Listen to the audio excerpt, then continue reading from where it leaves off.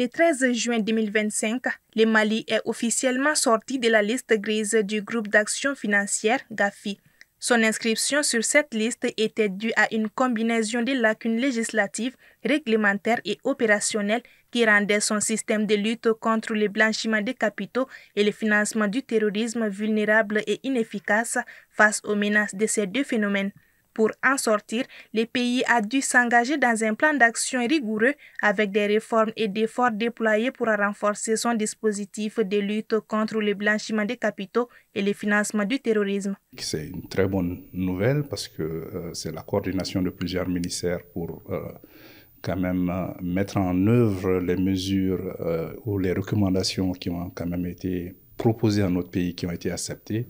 Cela veut dire que quand même il y a eu une volonté politique d'abord, ensuite qu'il y a eu le leadership du gouvernement en cette matière et évidemment les efforts ont été couronnés de succès. C'est une nouvelle significative qui devrait avoir des répercussions positives sur l'économie et la réputation du pays. Les investisseurs, ils regardent quels sont les pays qui sont sur la liste noire et sur la liste grise.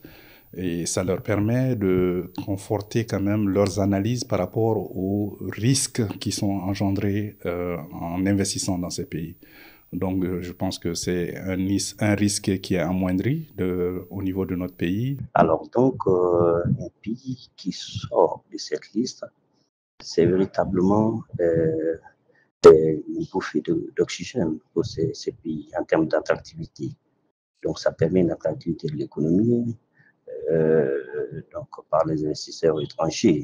Le GAFI a évalué en février 2025 environ 139 pays classés en deux catégories. La liste grise sur laquelle étaient placés les Mali et la liste noire composée des pays qui représentent de graves lacunes dans la lutte contre le terrorisme et le blanchiment des capitaux. 24 pays figurent désormais sur la liste grise, dont l'Algérie, la Côte d'Ivoire et Monaco, tandis que la Corée du Nord, l'Iran et la Birmanie figurent sur la liste noire qui reste constituée.